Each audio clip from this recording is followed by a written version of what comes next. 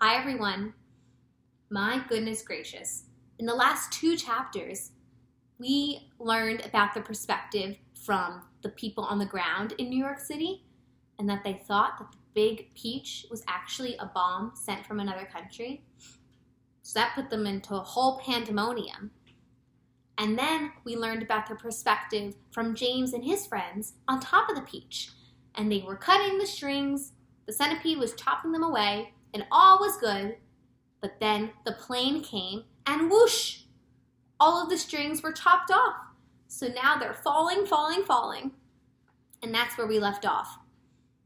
So how will the people on the streets react? And how will the people, James and his creatures, on the peach react?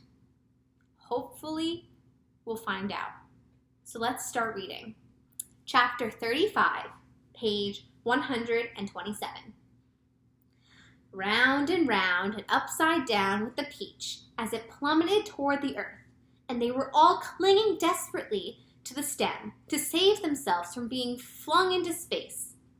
Faster and faster it fell, down and down and down, racing closer and closer to the houses and streets below, where it would surely smash into 1,000,000 pieces when it hit.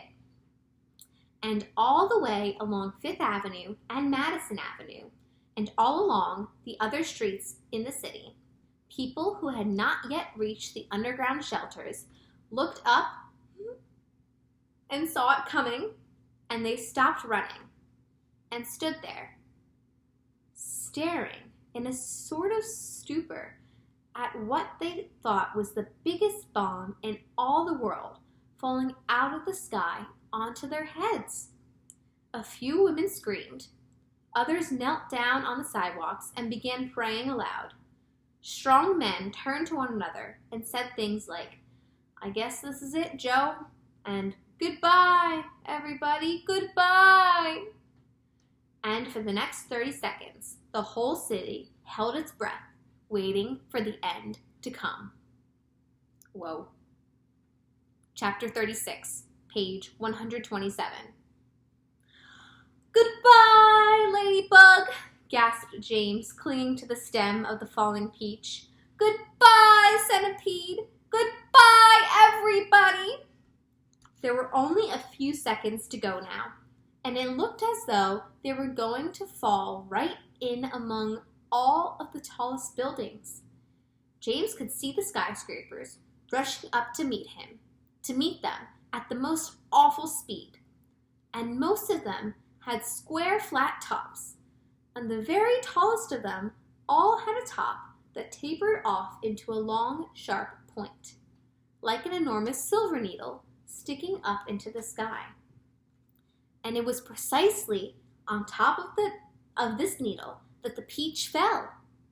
There was a squelch, the needle went in deep, and suddenly there was a giant peach caught and spiked upon the very pinnacle of the Empire State Building.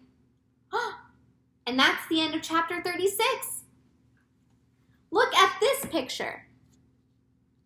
The peach was falling, and plop! It landed on top of the needle of the Empire State Building. Have you guys all seen the Empire State Building? I have. It's pretty tall, and it's got the point at the top.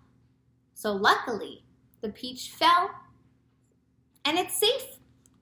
It didn't squish onto the ground. It landed on top of the Empire State Building. And look how much taller it is than any of the other skyscrapers. If it landed on those, who knows what would have happened? But now that they're saved, I wonder what the reaction of the people are going to be, because they still think that it was a bomb. It's not a bomb. It's a peach. And I wonder when they're going to find that out. But I can only figure that out when I keep reading. So until next time, we'll keep reading again. Bye, everybody.